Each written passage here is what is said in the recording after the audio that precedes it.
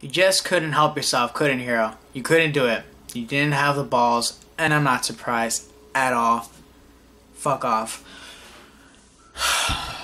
I'm so disappointed. It was such bullshit what happened this chapter. And you know what's sad? Is that it's still a solid chapter even with what happened. I still liked it overall. I probably could have given it a Fantard review. This chapter, maybe the past couple of that chapters, but just with those two panels, nope. But I'll talk about the good stuff of this chapter. First off, Gray versus Envil. That shit was awesome. The drawings looked amazing. The intensity until what happened next. A Gray fighting his all, the back and forth. He kicked his ass. He beat the shit out of Envil.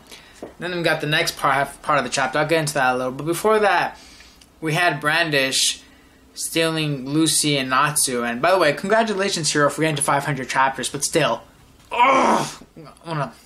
sometimes. But anyway, the Brandish drops off Lucy and Natsu, and she lets me know, I'm going to spare you guys, but just let you know, I don't plan on betraying Alvarez. I will, however, slaughter the rest of your comrades. So I like that. That's one part I liked, how Hiro has handled Brandish's character. She knows that she's in debt to Lucy and Natsu, but she's not in debt to their country.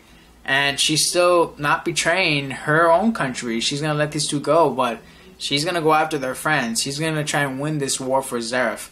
And I'm glad, you know, I'm glad that they were able to handle that pretty well with Brandish's character. You know, you could tell there's still conflict in there, but she's not going to betray her home. I'm glad we're not doing the switch where she's going to join Fairy Tail. That would have been worse. But I'm glad they did that good. They did that justice. And I'm really looking forward to how Brandish will handle that with... and then, until with Demaria, she doesn't... I'm not so sure if Demaria exactly trusts Brandish, because even though she's not betraying her country, she's kind of still helping them out in a way by letting Natsu and Lucy go. And I'm interested to see how Demaria and the other Spring on 12 are going to deal with Brandish. Something to look forward to. And you get some dialogue between Brandish and Natsu, and she's talking about how you guys don't stand a chance, yada yada yada, we're too powerful. And it shows like flashback panels of the Sprig on 12 who are overpowering the Fairy Tail mages. And you think like, oh, there's some weight being held to it, you know, they're too strong. Is Fairy Tail eventually going to get overwhelmed because it's just too big of an obstacle to overcome? And then you think, oh, it's justified because of what just happened to Juvia. And you think that, oh man, this is holding weight, it's a good chapter, good dialogue. And then of course you get Gray who's fighting Envil, and he's pissed off. And even after he defeats him, Gray says, oh, even if I pound you to a pulp, Juvia will never come back. That won't bring her back. That will never bring anyone back. But here's the sad part, and what brings this whole chapter down a notch from like a Fantard review, and pretty much probably to a 4 out of 5, 3.8 out of 5 at best, is that Juvia's left. Wendy went and saved her and healed her. And that pretty much takes the weight away from this chapter. Are you fucking kidding me? Gray's dialogue, it doesn't matter anymore because he says, oh, Juvia's never coming back. Well, guess what? She is back. It doesn't matter what Brandish says about what she says about the Spring on 12 being too strong, because I don't care how strong you are. Her Fairy Tail has a stronger weapon than you guys. His name's Hiro.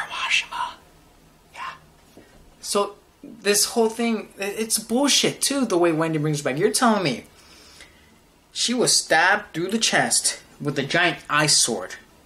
She used the remaining part of her blood to bring back, to heal Gray.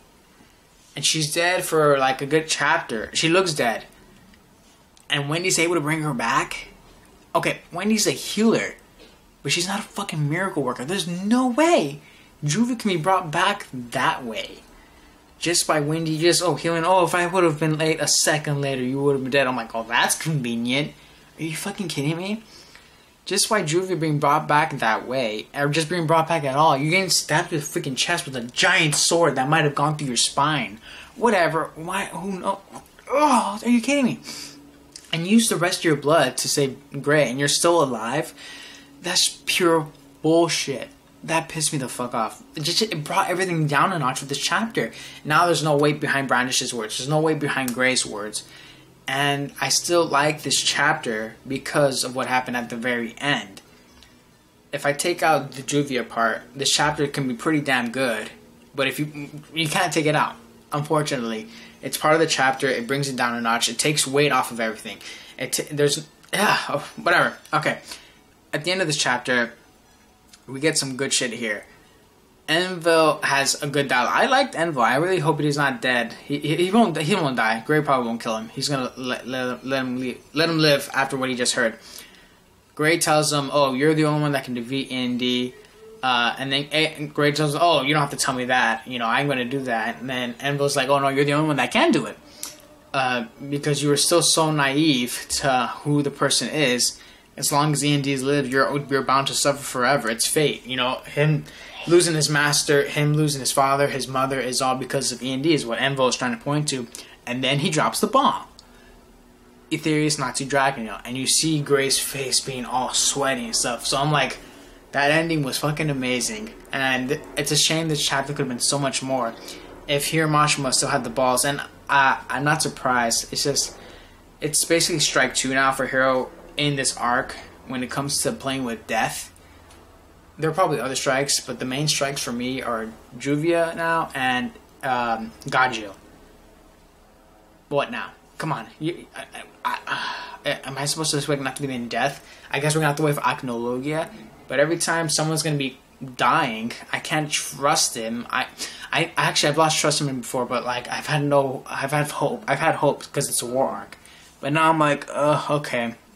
It's always a wait and see now with Hiro. It's like his potential's like with the execution. Come on, Hiro, you still can make this.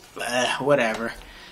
I'm gonna keep reading because I want to see. I was gonna keep reading because I want to see what happens with Akinogi and Natsu and E&D and Gray. That stuff's some good material here. But Hiro, kill someone. It's not the end of the world if you kill someone. Come on. Vantard out. 3.8 out of 5 stars.